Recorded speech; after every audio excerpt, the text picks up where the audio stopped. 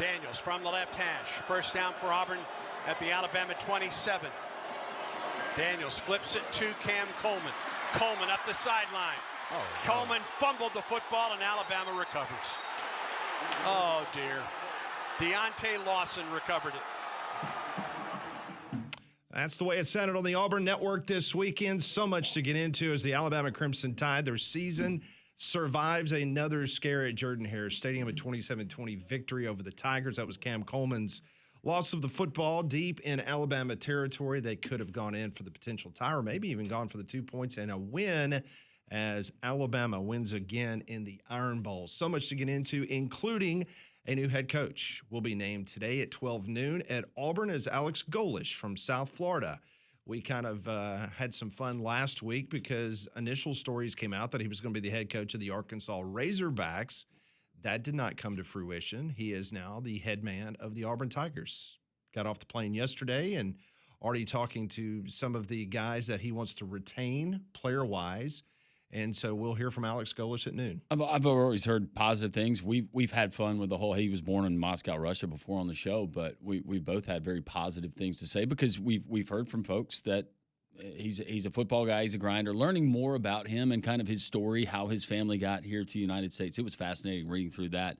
But also listening to more of Alex Golesh and kind of what makes him up as a coach, as a person, and it all kind of seems like.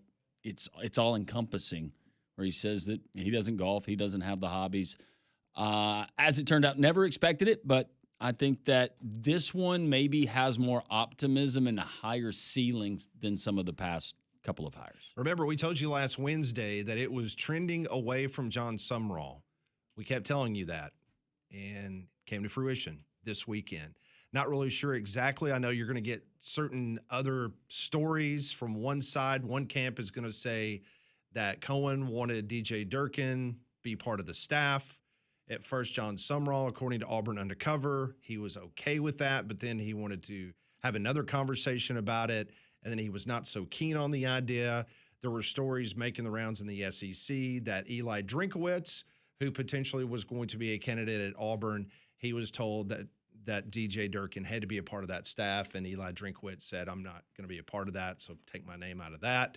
So, yeah, there's a lot of stories out there. We will see if DJ Durkin is a member of Alex Golesh's staff moving forward. But I'm like you, Landrum. I think it's an excellent hire for Auburn. I think the ceiling is through the roof for Alex Golesh. He's going to bring the excitement level, and it's something that you did not see with Brian Harsin, and you did not see it with Hugh Freeze. No, and if you watch the video of him addressing the team for the first time yesterday, that was a much better, different tone than you got with Hugh Freeze. And I think for all the right reasons, that's something that Auburn needs right now is you need a leader who is going to lead by example, is going to show that enthusiasm, going to show that fire. Guys are going to believe that he's going to be right there with you in the trenches through thick and thin, and it appears, at least from everything that I've seen, that Alex Golesh is that guy.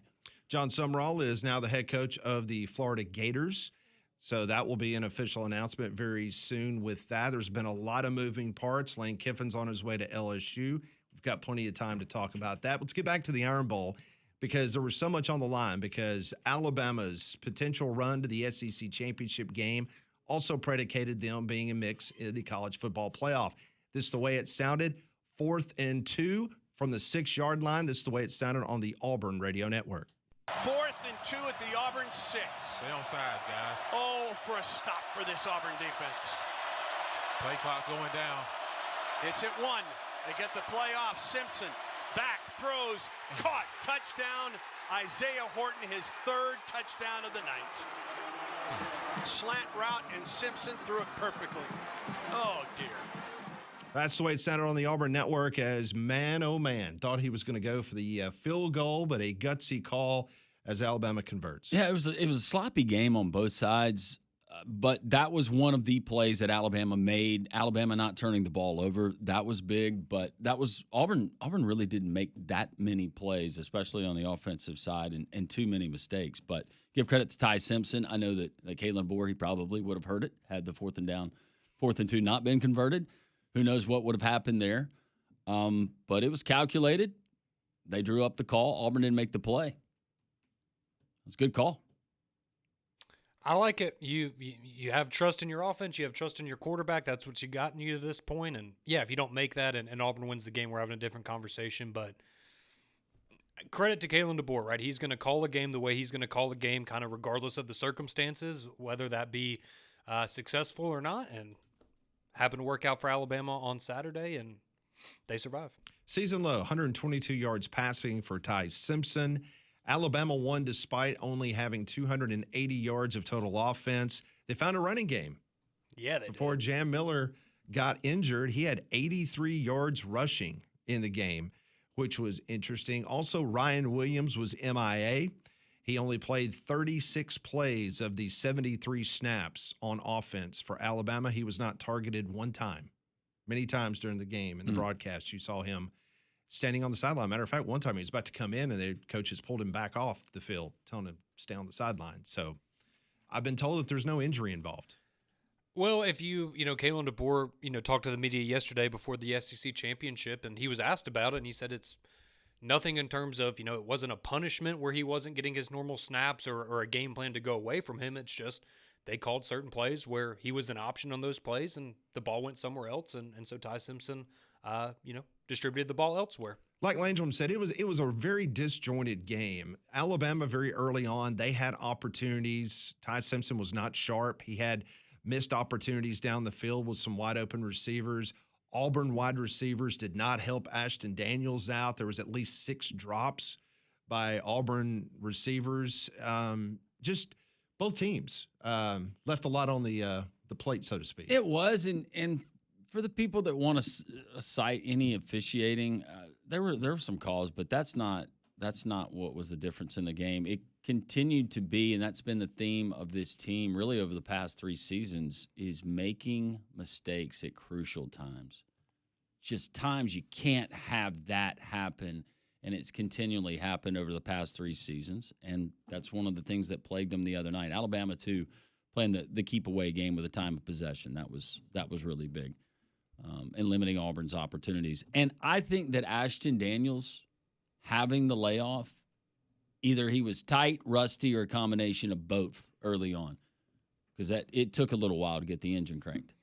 It did, and he did a nice job, I thought, with his legs. Ran for over 100 yards in the game, and that was really, kind of the best thing that Auburn did offensively all day. But, yeah, it's tough. Even early on, he was just a tad off on some throws, but, like Eric Singleton, man, he was kind of a liability for Auburn on Saturday. Yeah, Jeremiah Cobb missed an easy one. Cam Coleman missed one early. It's just I agree with you. He did look a little off, but it's plays where, man, you're paying a lot of money to some of those wide receivers. Yeah. You'd like to see them come up with those plays and help their quarterback kind of get in a rhythm early, and it just the Eric wasn't Singleton thing, and you can say that a lot of things about Hugh Freeze or whatever this offense was this year, but Eric Singleton, that one, maybe it would have been different in another offense, but for all of the hoopla coming in, just never really materialized.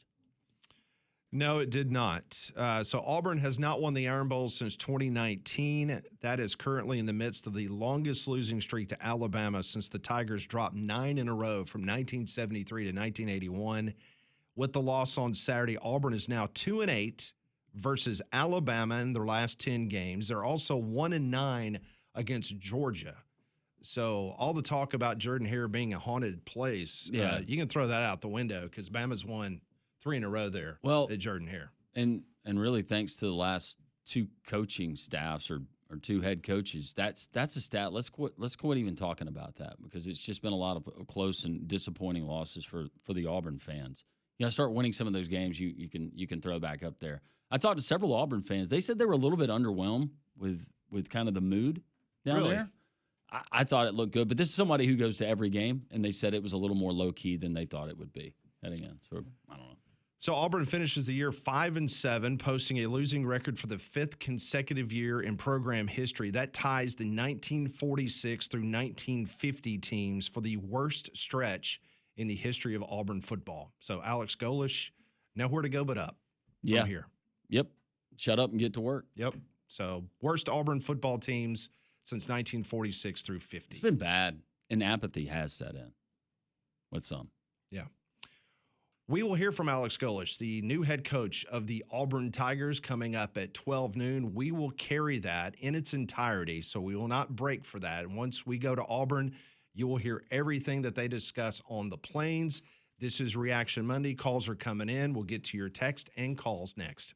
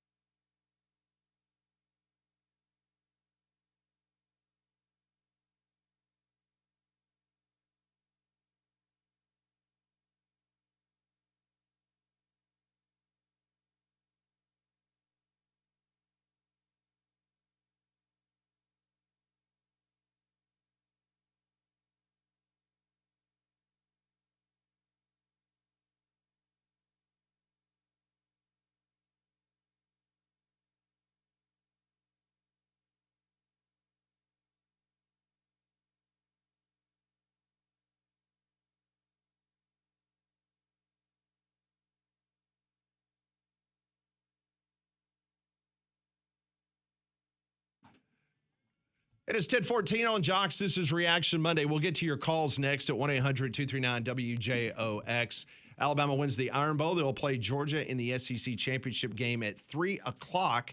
Coming up at 10:30, we'll talk to Nick Kelly from AL.com. We'll get the Alabama side of things as they prepare once again for the Georgia Bulldogs. Well, you don't want to get caught in the cold, so schedule your system checkup now from a Train comfort specialist. Train has been recognized as 11 consecutive years as America's most trusted HVAC brand and our exclusive home comfort partners here at Jocks. So go and visit Train.com to find a comfort specialist near you. Phone lines are open on this Reaction Monday, 800-239-WJOX. Let's go to Parker first. Parker, welcome in. Good morning, y'all. Happy Monday. Happy Monday. All right, so Bama Georgia rematch. You think is it basically what I was thinking about coming this Saturday with Auburn? Win, we in, lose, we're out, or what do you guys think? I still think that if Alabama, well, I think most likely, even if they lose a close game, they're in. Pat? That's what I'm thinking, because you can't, in my opinion, Bama and Georgia got to their conference games. I don't think that you should penalize a team for making it to their conference game. I agree. Their Pat? championship game, right? Yeah, I do agree with that. It will be very fascinating tomorrow night to see exactly if they're going to stand put or they're going to let maybe Alabama jump Notre Dame. I don't think that's going to happen. I'm not predicting that. But if everybody just holds serve and everybody stays where they are, maybe they drop Ole Miss down one. I don't know, because Lane Kiffin's not there. I've maintained the whole time. Alabama finished the SEC as the number one team. In the SEC standings, Alabama is number one. They're going to play for the conference championship. And I know they lost to Florida State. But how could you keep a team from the best conference in college football that ended up number one? You played an 8-game schedule. You finished ahead of Georgia. You finished ahead of Ole Miss. You finished ahead of Texas A&M. You are number one in this league. And if you lose the championship game, just like when SMU lost the championship game last year, they were able to go on and play in the college football playoff. I just have a hard time comprehending them being left out of the college football playoff. Now, in the scenario you get Ty Simpson, same offensive numbers, they get blown out, then that's a different conversation. But I think I think number one, it's a horrible precedent because all of these conferences want to put emphasis on their conference championship games. They know how the coaches feel about them. So the college football playoff committee would be doing them a disservice by setting this, and continue to fuel the criticism of some coaches about having to play in a conference championship game. I just don't see it happening. Yeah. Isn't Georgia only favored by a point right now? 1.5. Point out. Okay. So I can't see us losing and not – well, I could understand a blowout. But Right. if we lose like 21-17, I don't think that Bama should be penalized for getting to their conference game. You're playing in your conference championship. Yep. That's Parker, sorry, we got to let you go. But no, I think it's worthy of a conversation, but I would not. See, I maintain that Staying up at night. even if Alabama gets blown out 40-0, that they should still be in the college football playoff. Yeah. I mean, what is going to play in Atlanta? I mean, what is that going to prove? Oh, okay, if Alabama beats Georgia, does that mean that Alabama's going to, are they going to put Alabama as a first round bye? I think so, yes. You think that happens? Yes. My only reasoning, Pat, would be, and this would be worst case scenario, and I agree with you. I wouldn't ding them, but if you're going to give the committee a reason to keep them out, if you're saying trending, how are they trending towards the last half of the season or the last few games of the season, losing to Oklahoma, and then they still won the game in Jordan-Hare, but then if you got blown out by Georgia, if they tried to use that as an excuse, I could hear that as one of the reasons coming out of Hunter Yurichak's mouth. Fair. They haven't looked as good the last half of the season. I think that's fair. I maintain, if you're an Alabama fan, I think the only thing you really have to worry about is if BYU upsets Texas Tech, because I do think they would bump out Alabama for Texas Tech in that scenario if it came down to it. I think that's really the thing you have to worry about, and outside of that, I think Alabama will be okay. So if the SEC didn't have a conference championship game, Alabama would be declared the conference champion. Right. Correct. So Alabama is the regular season conference champion of the Southeastern Conference, the number one conference in college football. Correct. And then you go to Atlanta and play in this bogus championship game and you lose, whether it's 50-0 or 13-12, they should be in the, to me, the die should be cast. Either Alabama is in now or Alabama's not in. Agreed. I do not think it needs to be decided on what happens in Atlanta, Georgia. We will continue with your calls, your text. This is Reaction Monday on Jocks.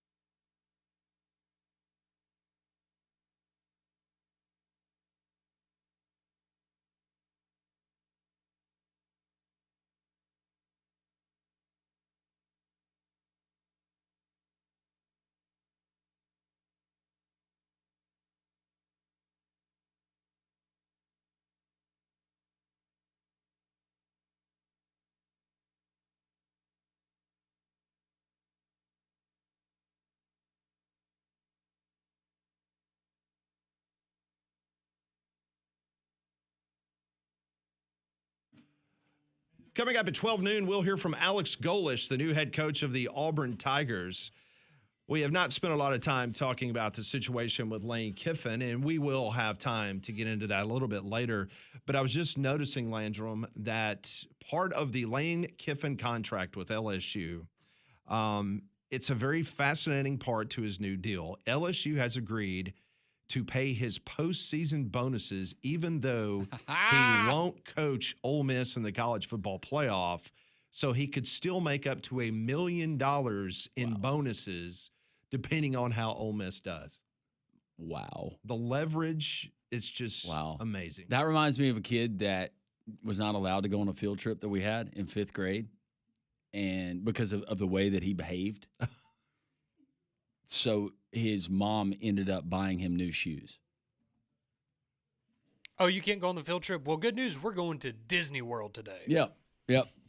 We're going to, this is the bed that you made, but no. Hey, LSU, how bad do you want me? We want you this bad. How about this? Well, I just like to think that he'll now be sitting in his office in the LSU football facility openly cheering for Ole Miss because he wants the bonus from his contract. Do you think he'll be actually rooting for him?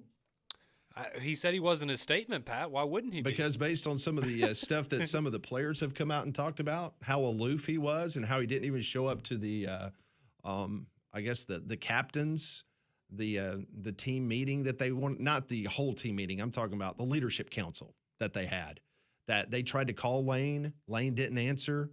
He was always aloof, didn't talk to him.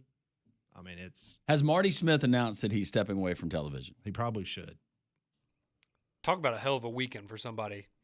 I'm glad he deserved that interview more than anybody, though. I'm glad he got I would need some kind of retreat after that. Yeah.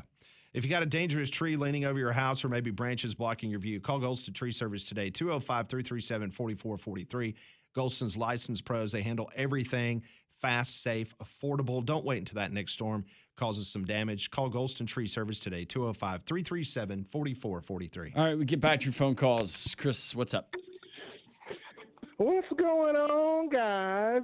Hey, Chris. Good morning. It's always good after keeping the Toomer's Corners trees nice and clear. What can you say? I mean, and now instead of fear of the thumb, it's fear of the new ring finger. Am I right? Listen, when it comes to Lane Kiffin, guys, Ole Miss isn't to blame. Now there's Lane. It's LSU for not actually having the stones to play the hand that they dealt themselves, and even now still want to play. Still, it's a question of whether or not they want to play a buyout. So I can't knock Lane for trying to do the field where it's better for him, and you can't get mad at knock Ole Miss for being ungrateful. It's just LSU is a coward. And before you guys, when you guys plan on having Matt Moscona on, bring up how he said Lane Kiffin is not a good coach, because I know he's gonna come up on the feed at some point. But yeah, I need him to answer for his certain switch up. You guys understand what I'm saying? I'm not aware that Matt ever said that, but if you tell me he did, I'm not disputing It's you. a clip of him saying that Lane Kiffin is not an elite coach. That is exactly what Matt Moscona said. Exactly. And honestly, if I'm honest, guys, when I think about it right, come to Georgia, that is something come Atlanta. You guys take care. Thank you, Chris. Appreciate that very much. We'll continue with the phone calls from Chris. We got a Bama hater. Hey, what's up? What's going on, fellas? Y'all all right? Yes, sir. How are you? Hey, man, I can't complain, but I'm going to complain. Okay. Let me start off, man. I'm just going to be talking football. It's not a shot at anybody. I'm just talking football. And I want to start with the playoff committee. My comment for the playoff committee, if you have a criteria, go by the criteria. And I'm saying that because I remember when Florida State was left out, 13-0, there was not much uproar, from other fan bases because that happened.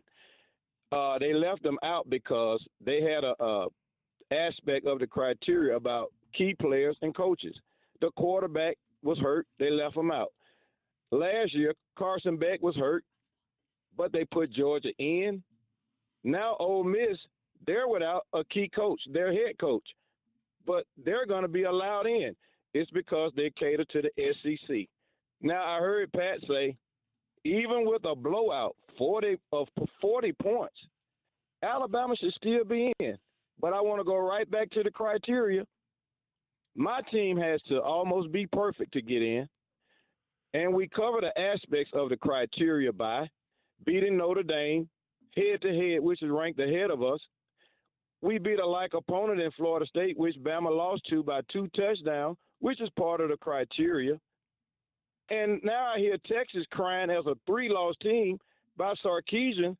He thinks they should be promoted to the playoffs just because they played top teams, but they lost to the top teams. And by the way, that like opponent that we have in Florida that they lost to as a 3-8 Florida team, we blew Florida out. So how in the world is Miami behind Notre Dame and Alabama at this point? And why shouldn't we be in the playoffs as a 2-loss team? And by the way, we also have 4 ranked wins. I know the guys at Jocks nor myself can put anybody into the playoffs, but I just want to get you guys' opinion on what I just talked about.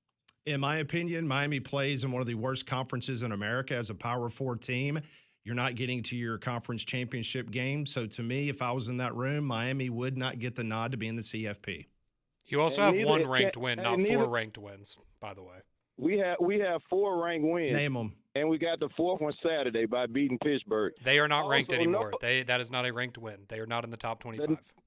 So do you guys count the day that they played, the team being ranked as a ranked win or not? No, they have 1 ranked win. Alabama has 3. Wow. Okay, but let me say this thing too. Notre Dame can't play in a conference championship game. Are they going to be punished, or are we going to let the brand name take over every part of the criteria that they didn't meet? You know the answer to that question. We don't have to answer it. I mean, so everything is just all geared toward certain conferences, brand names, and everybody else has to be almost perfect to get in. And then when you bring up the failures from the teams that they want in, you guys and other fans come up with every excuse to justify it. And it's dead wrong. No one's justifying. You asked our opinion. I just told you if I was sitting in the room, I gave you the reasons why I would not put Miami in the college football playoff because the conference sucks. So it's terrible. Hey, Pat. So like opponents in the criteria means absolutely nothing. Beating a team head-to-head on the field means absolutely nothing. So why have a criteria, or why do you play week 1 or week 2? When Bama lost and Notre Dame lost the first two games. So we're just going to ignore all of that just because we want certain teams in. Bama hater, thank you. Thanks for the call. Appreciate it. Coming up next, Nick Kelly will join the program. He'll join us here on 3 Man Front.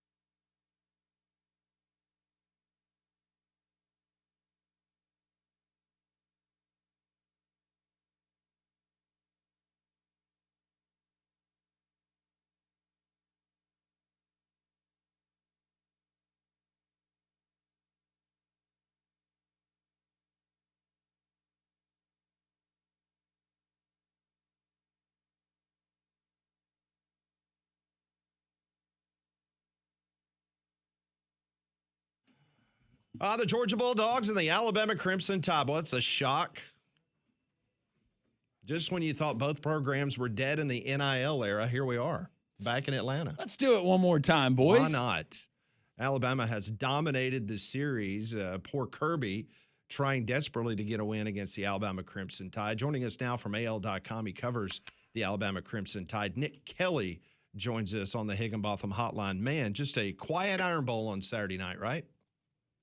Yeah, I mean, uneventful, frankly. And I only say that half kidding. Compared to the last two Iron Bowls in Jordan-Hare, I mean, that was the least eventful, or, least eventful ending that we've seen. And that's saying something, considering it still took a fourth down pass to score a touchdown to beat Auburn and that fumble. So, but hey, when you're used to 4 overtimes and 4th and 31, most things are going to be uneventful compared to that. You mentioned a pass, the passing game, the guys who catch those passes, generally wide receivers. Ryan Williams, the lack of Ryan Williams that we saw, we got the explanation from the coaching staff, but Nick, tell us what you think. Yeah, I mean, I think the explanation makes sense because I think that people were like, where was he? And it's like, well, he actually was on the field for 38 snaps. He played less in some other games. So it was not actually that he was not on the field or something like that. It just didn't, for some reason, the ball didn't end up in his hands.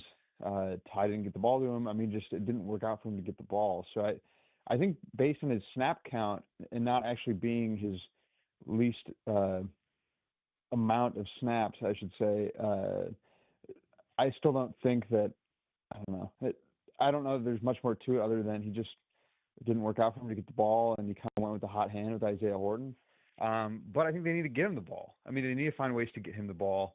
And I do think that, yeah, there's no indication that he's gotten re-injured or anything like that, because obviously he was dealing with some stuff earlier in the season. But for whatever reason, it just didn't work out for them to connect in that game. So we'll see how kind of that usage goes moving forward. Something we'll be tracking.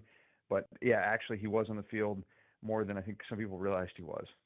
In regards to the running game, it was found against an opponent that has been very, very good against the run in the Auburn defense. Jam Miller had 83 yards. Then he gets dinged up. He gets hurt. A lot of walking wounded right now for Alabama. May not know until closer, maybe later in the week. But are you hearing anything new on the Jam Miller injury? Yeah, I think it's just kind of wait and see mode because, I mean, he was leaving on crutches. And, I mean, just talk about bad luck. I mean, finally the running game gets some energy behind it, gets some success.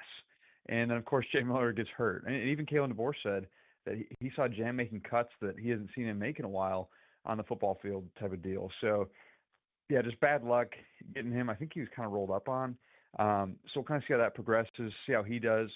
And, yeah, I mean, at the same time, though, leaving on crutches, it kind of actually reminds me 2 years ago, Jason McClellan got hurt in that Iron Bowl sure did. in Jordan-Hare, and he left on crutches as well.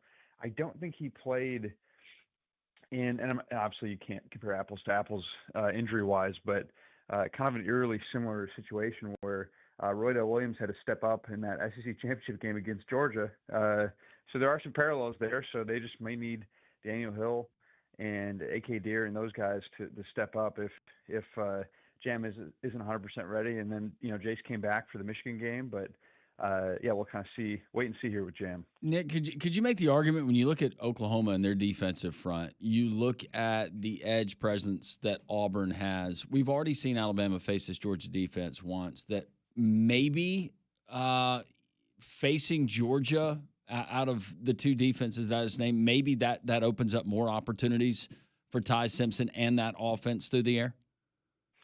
Yeah, potentially. I mean, at least back in whatever week that was, week 5, Georgia's pass rush didn't impress me that much. Yeah.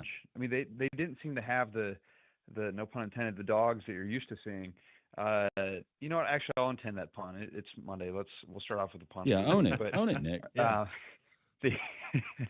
But no, I do think that they didn't quite have what I'm used to them seeing. But then again, Georgia, I mean, has had some just studs over the years, in recent years under Kirby Smart. So it's kind of a high bar, but and maybe they've improved since then. But I don't think it was as scary as it has been in past years.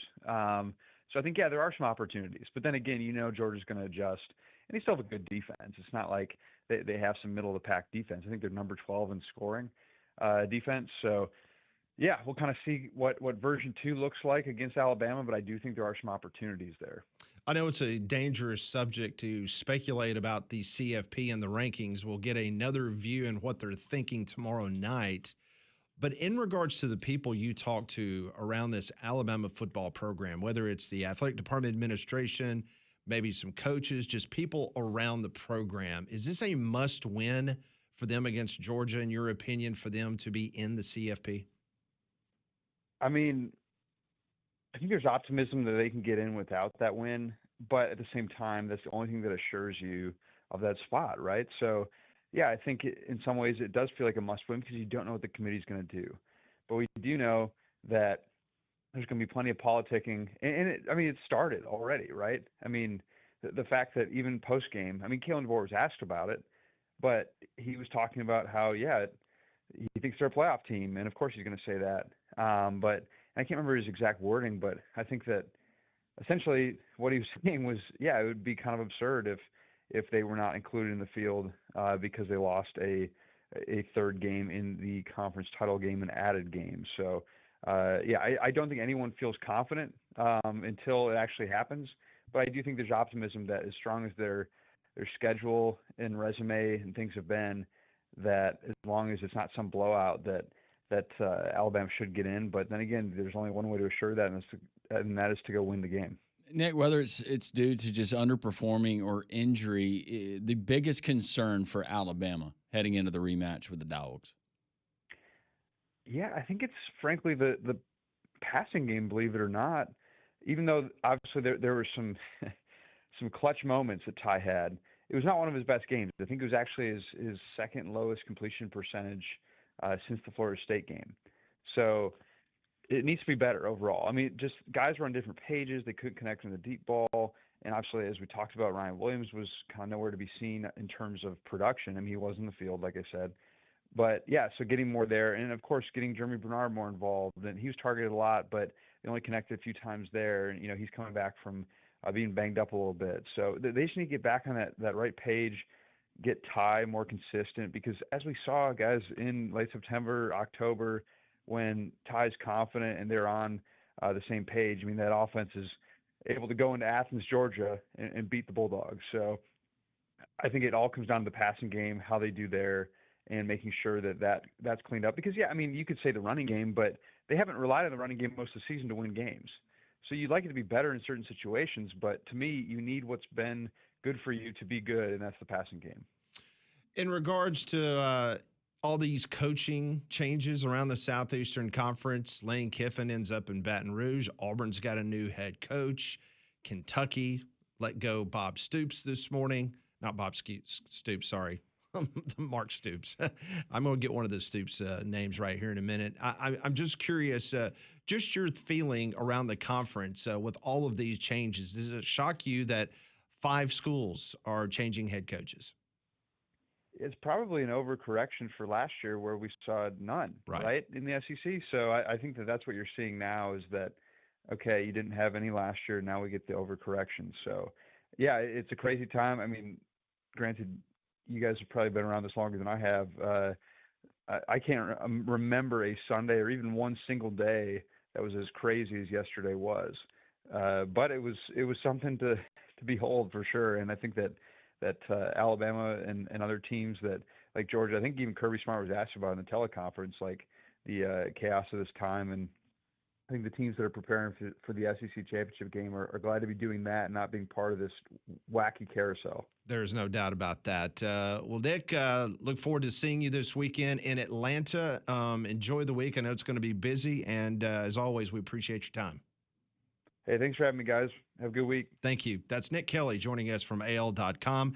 Joined us on the Higginbotham Hotline. Higginbotham is your one-source solution for insurance, financial, and HR services. Well, Thanksgiving's over. We got the holiday parties. We got Christmas. We got New Year's coming up. That means overindulging, but you don't have to worry if you got our friends at Mandu in downtown Homewood, electrical muscle stimulation fitness. You go into Mandu, they put you in a suit, and they hook you up to a machine that's all FDA approved. The revolutionary approach, 15-minute workout equivalent to 6 hours in the gym. You'll get results. First visit is free. They'll put you through the workout.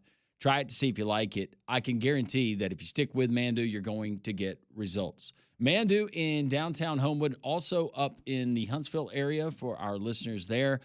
Check them out, manduu.com. First visit's free. They'll put you through the workout. You can decide then if Mandu is right for you. 10% off if you mention Jocks, the life of your membership. 15% off if you're a student and you mention Jocks. manduu.com. Tell Paul and the gang that Landrum from Jocks sent you. As we continue, we've got Alex Golesh being officially introduced in just over an hour from now. We'll carry that press conference and much more as we continue three-man front on this Reaction Monday on Jocks.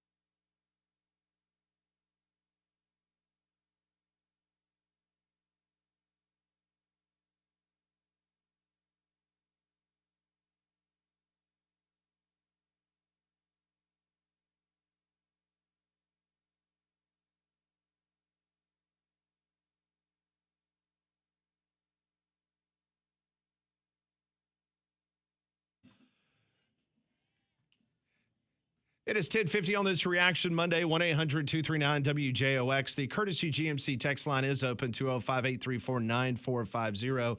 You know, the holiday sales event at Courtesy GMC is going on right now, and if you've been waiting for the right time to buy, this is it. Oh, how big is big?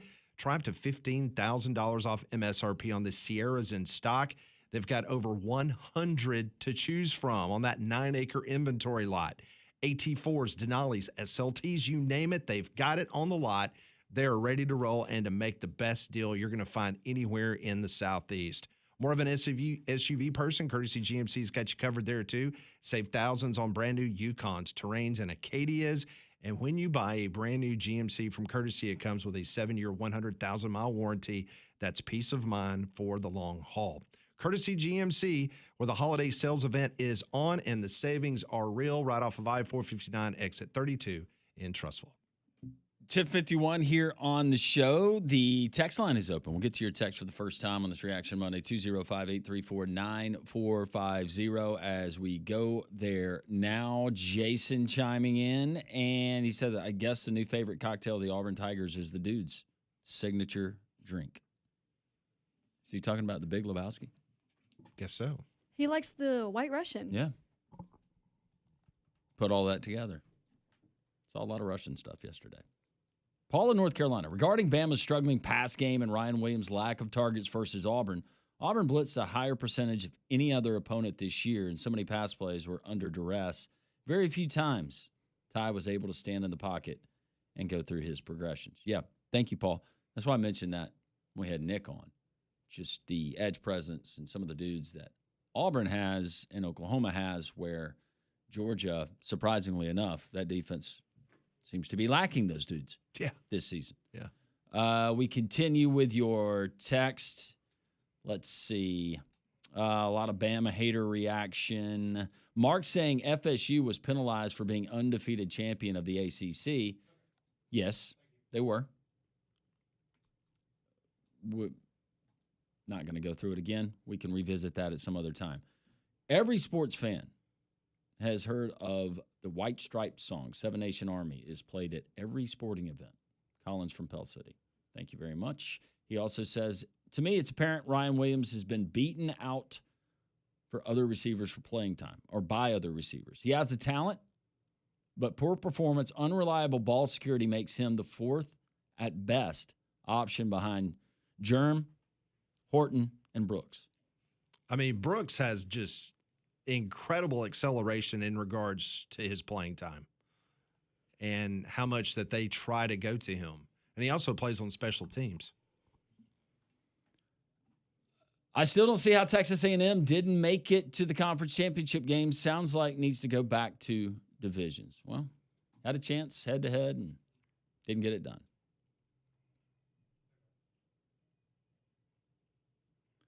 Mitchell asked, would it make it any better if they took the conference championships out? Not for the conferences. Well, you just wonder from the television perspective. I mean, these are just basic exhibition games now. Yeah, but there's so many corporate dollars tied to them. But how many corporate dollars want to be involved in something that is irrelevant?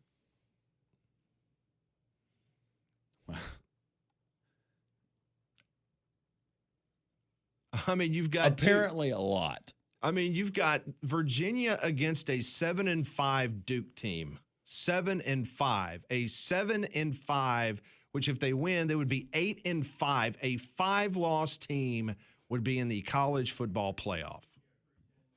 But for the same reason that we have bowl games that 7 people show up to watch. It's television inventory. Sure. But at this juncture, it's dollars. It's almost to the point of now you got coaches opting out. You got Lane Kiffin who opted out of his team. You've got the college football playoff. What would happen if Alabama said, I'm not playing in the SEC championship game? I'm opting out.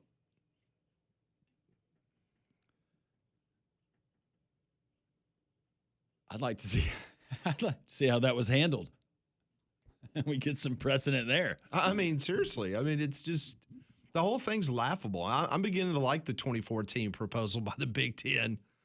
Just put everybody in. Somebody asked me, what about my Commodores? They deserve to be in. Susan and Avondale. I would love to see Vanderbilt in the college football playoff. They would be a problem. It'd be a problem somebody. Has Diego's brother gotten out of jail? I don't know. He got arrested, didn't he, Conrad? Oh, yeah. Yeah, I don't know At the what's game. going on there. Yeah. At the game. Supposedly he was leaning over railing, and they'd already told him not to do it, and he said something, and then they took him out of there. I'm going to assume he's out. Yeah. Somebody asking, what are the possibilities DJ Durkin is retained? Know that it was reported he met with Golesh last night twice. Met with him this morning. I would think that it's a better than minimal shot. I mean, if you believe the reports that a lot of the conversations with representation or John Summerall directly centered around DJ Durkin and all of these candidates, his name was brought up about retaining him. And that was an emphasis that was put on, reportedly, by John Cohen. Reportedly, Alex Golesh said he'd be very open to it and even giving him a raise. I think that it's better than average that DJ Durkin's back. Auburn finished 7th best in defense in the SEC. LSU was better than them, and Auburn was just ahead of Ole Miss in total defense. Does Lane keep Blake Baker? I would think so. I mean, I know that he would want to. Does Blake Baker want to work with Lane? Based on the $3 million that he makes currently at LSU? Just leave me alone. Let me do my thing. Probably so, and I think Lane would. Yeah, do me a favor. Score some points. Yeah. We will continue on this Reaction Monday. Coming up at noon, we'll hear from Alex Golesh. This is Three Man Front on a Reaction Monday.